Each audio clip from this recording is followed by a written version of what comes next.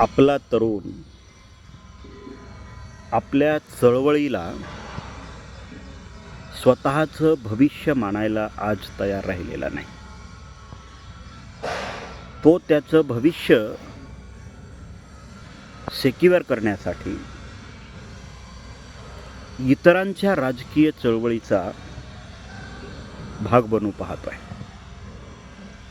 खरं तर ही अतिशय चिंतनाची बाब आहे, पण यावर कोणी विचार करताना दिसत नाही.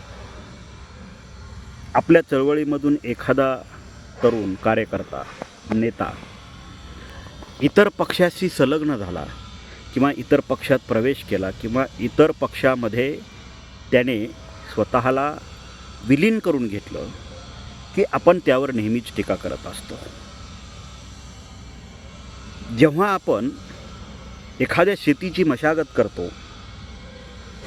आणि ज्या वेळेस समाज म्हणून त्या शेतीची मशागत झाल्याच्या नंतर ज्या वेळेस त्या शेतीमध्ये उदयास आलेलं जे पीक आहे, हे पीक ज्यावेळेस दुसरंच कोणीतरी येऊन घेऊन जातं किंवा काढून खातं, त्यावेळेस आपण शेती राखण्यामध्ये कुठंतरी कमी पडलोय किंवा आपण आपल्या शेतीचं रक्षणच करू शकत नाही, अशा पद्धतीची परिस्थिती निर्माण होती आहे.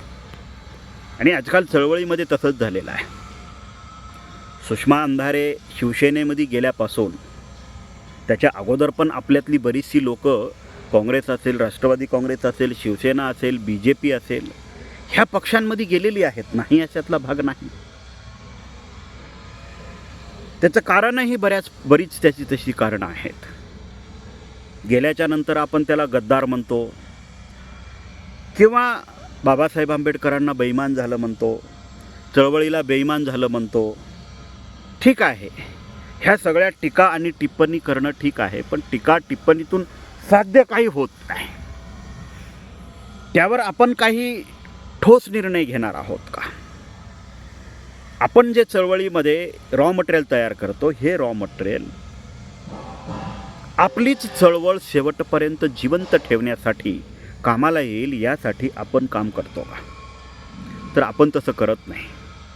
कारण आपल्यातील इगो, आपल्यातील न्यूनगंड, आपल्यातील अपरिपक्वता, मी तोच शहाणा, जगातले सगळे नालायक आहेत, ही जी आपल्यामध्ये निर्माण झालेली न्यूनगंडाची भावना आहे, ही न्यूनगंडाची भावना आपल्या चळवळीला उद्ध्वस्त करत आहे. काल परवाच सिद्धार्थ शिंगारेसारखी जी तरुण मंडळी आहे, आता भविष्यामध्ये अशी बरीचशी मंडळी काँग्रेस, राष्ट्रवादी काँग्रेसच्या गळाला लागतील, यामध्ये नाविन्य नाही. या अगोदर दीपक केदारसुद्धा राष्ट्रवादी काँग्रेसच्या स्टेजवर गेले होते. बरीचशी आपली तरुण मंडळी सगळी काँग्रेस, राष्ट्रवादी काँग्रेसकडं जाताना आपण पाहतोय, त्यांच्याकडं आकर्षित होताना त्यांना पाहतोय. त्यांना तिथे जो मान सन्मान दिला जातोय, जी संधी दिली जाती, ती संधी जर आपल्यात मिळाली असती तर हे तरुण आपल्या चळवळी सोडून दुसरीकडे गेले असते का? कारण आपल्या लोकांना, आपल्या नेत्यांनाच, मी डायरेक्टलीच बोलतो, मी कधीही हातचा राखून बोलत नाही आणि कोणाच्या बापाला घाबरत नाही. कारण आमचा बाप एकच आहे, डॉक्टर बाबासाहेब आंबेडकर. इतरांचे बाप त्यांनी ठरवून घ्यावेत, त्याच्याबद्दल आम्हाला काही देणं घेणं नाही. पण ज्या लोकांनी बाबासाहेब आंबेडकरांना बाप मानून, बाबासाहेब आंबेडकरांचा वंशज समजून, बाबासाहेब आंबेडकरांची चळवळ चालवतो असं समजून आपल्याच तरुणांचं भविष्य उद्ध्वस्त करून टाकलं. आपल्याच तरुणांना आज इतर पक्षाच्या दारामध्ये स्वतःचं भविष्य आजमावण्यासाठी, राजकीय करिअर घडवण्यासाठी भिकाऱ्यासारखं भीक मागावं लागतं. यालासुद्धा आपलीच नेते मंडळी जबाबदार आहेत, हे विसरूनसुद्धा चालणार नाही.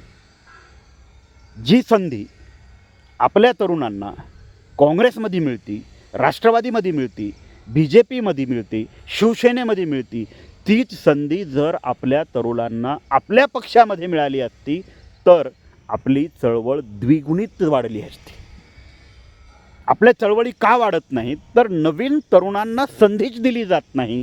तर तो ज्यावेळेस संधी मिळवण्याचा प्रयोग करतो, तिथेच त्याची बदनामी करून, त्याचं चारित्र्यहनन करून त्याला संपवण्यात येतं. त्याचं कारणसुद्धा आहे. त्यामुळं तो ज्या ठिकाणी आहे तिथून बंड करण्याचा प्रयत्न करतो. आणि मग बंड करण्यासाठी त्याला नवीन साथीदार शोधावे लागतात, नवीन संघटना शोधाव्या लागतात, नवीन पक्ष शोधावी लागतात, नवीन नेता शोधावा लागतो. आणि मग तो त्या नेत्याच्या सहाय्याने, त्या नेत्याच्या सामर्थ्याने आपली चळवळीमधली पकड जिवंत ठेवण्याचा प्रयत्न करतो. पण हे सगळं का होतं? आपणच जर आपल्या मुलांना संधी दिली, फारुख अहमदला आमच्या बोकांडी बसवण्यापेक्षा राजू सोनसळेला जर तिथं संधी मिळाली असती, किंवा राहुल प्रधानला जर तिथं संधी मिळाली असती, तर फारुख अहमद आमच्या बोकांडी बसला नसता. आणि उद्या जर समजा आमच्या चळवळीतल्या एखाद्या समाजातल्या व्यक्तीवर जर कुठल्या पाटलांनी किंवा मुसलमानाने किंवा अन्य कुठल्या प्रस्थापित जातीतल्या व्यक्तींनी जर अन्याय आणि अत्याचार केला, तर आम्ही फारुख अहमदला न्याय मागायला जायचा का? आमच्या घरातला राहुल प्रधान सोडून द्यायचा, आमच्या घरातला राजू सोनसळे सोडून द्यायचा, आमच्या घरातला संतोष आगबोटे सोडून द्यायचा, आणि आम्ही फारुख अहमदला मागायला जायचं का? न्याय मागायला जायचं का? किंवा मग शिवा निरंगेला न्याय मागायला जायचा का? हा प्रश्न उपस्थित होतो. ही परिस्थिती फक्त मी नांदेड जिल्ह्यातली सांगितली. अशा परिस्थित्या महाराष्ट्रामधल्या प्रत्येक जिल्ह्यामध्ये आम्ही निर्माण करून ठेवलेल्या आहेत. विश्वकर्मासारखा आणि रेखा ठाकूरसारखी बाई आमच्या बोकांडी बसवलेली चालते, पण आम्हाला सुषमा अंधारे चालत नाही, जी अतिशय खालच्या जातीतून बुद्धाचा धम्म स्वीकार करून बाबासाहेब आंबेडकरांची चळवळ चालवण्यासाठी संपूर्ण जीवन पणाला लावणारी सुषमा अंधारे आम्हाला चालत नाही. आम्हाला रेखा ठाकूर चालतात, जिचा ना बुद्धाशी काही संबंध, ना बाबासाहेब आंबेडकरांशी काही संबंध, ना तुमच्या आणि माझ्या दुःखाशी काही संबंध. जी लोक आपलं दुःख जाणतात, जी लोक आपली समदुःखी आहेत, जी लोक आपलं दुःख निवारण्यासाठी अहोरात्र काम करतायत, ती लोक आपल्याला चालत नाहीत. त्या लोकांना आपण संधी देत नाही, त्या लोकांना आपण मोठं करत नाही. ज्या लोकांचा आणि आपल्या दुःखाचा, ज्या लोकांचा आणि आपल्या सुखाचा, ज्या लोकांचा आणि आपल्या चळवळीचा, ज्या लोकांचा आणि आपल्या संस्कृतीचा संबंध नाही, ती लोक आपण बोकांडी घेऊन फिरतो. त्यामुळं इथला जो आपला तरुण आहे तो बंड करतो आहे. काल परवाच काही तरुण मंडळींनी राष्ट्रवादी काँग्रेसमध्ये प्रवेश केला, त्या अगोदर काही तरुणांनी काँग्रेसमध्ये प्रवेश केला. लोक जात आहेत, आपल्या चळवळी सोडून लोक दुसऱ्या चळवळी भक्कम करण्यासाठी जात आहेत, हे आपण उघड्या डोळ्यांनी पाहतोय. आणि पाहत असताना आपण फक्त त्यांना शिव्या देतोय, त्यांना ट्रोल करतोय, है ना? त्यांना ट्रोल करून शिव्या देऊन साध्य काय होणार आहे? कारण ते उगाच गेले नाहीत, त्यांना तुम्ही संधी नाकारली म्हणून तिकडे गेलेत. तीच संधी जर तुम्ही उपलब्ध करून दिली असती तर त्यांना राष्ट्रवादी काँग्रेसमध्ये जायची गरजच पडली नसती. तुम्ही गोपीचंद पडळकरांना संधी देऊ शकता, पण अमित भुईगळांना संधी देऊ शकत नाही, है ना? तुम्ही गोपीचंद पडळकरांना संधी देऊ शकता, पण अमित भुईगळांना संधी देऊ शकत नाही. तुम्ही निलेश विश्वकर्माला संधी देऊ शकता, गोविंद दळवीला संधी देऊ शकता, फारुख अहमदला संधी देऊ शकता, पण तुम्हाला राहुल प्रधान, राजू सोनसळे, संतोष आगबोटे, अक्षय बनसोडे, है ना, यांच्यासारखी आमच्यातली तरुण पोरं कधीच दिसत नाहीत. हां, त्यामुळं चळवळीतलं जे हक्काचं व्यासपीठ आहे ती सोडून असंच कोणालाही दुसऱ्यांच्या हाताखाली जाऊन गुलामी करण्याची गोडी नसते, त्यांची मजबुरी असते. काल त्यांच्यासोबत चळवळीत काम करणारा, परवा त्यांच्यासोबत ताटाला ताट लावून बसणारा माणूस इतरांच्या चळवळीमध्ये जाऊन आमदार, खासदार, मंत्री होतोय.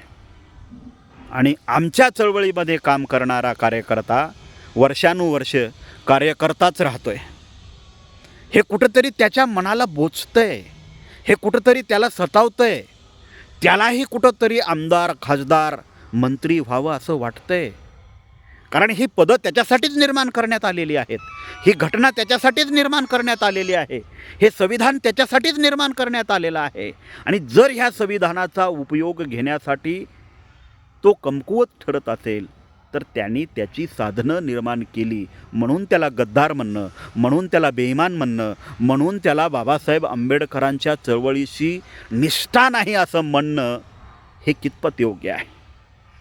ज्यांनी बाबासाहेब आंबेडकरांच्या चळवळीवर मागच्या 60 वर्षामध्ये निष्ठा असल्याचा आव आणलेला आहे, ज्यांनी बाबासाहेब आंबेडकरांच्या चळवळीवर मागच्या 60 वर्षापासून निष्ठा असल्याचा आव आणलेला आहे आणि एकाधिकारशाहीचं जे भांडवल करून ही चळवळ, या चळवळीतला तरुण, त्या तरुणाचं भविष्य उद्ध्वस्त करून टाकलेलं आहे, त्या लोकांना कधी जाब विचारणार आहात की नाही. काल परवा शरद पवारांच्या संघटनेमध्ये जॉईन झालेला कार्यकर्ता, काल परवा राष्ट्रवादी काँग्रेसच्या चळवळीत जॉईन झालेला कार्यकर्ता, काल परवा BJPच्या चळवळीत जॉईन झालेला कार्यकर्ता आमदार, खासदार, मंत्री होऊन स्वतःचं भविष्य उज्ज्वल करतो आहे.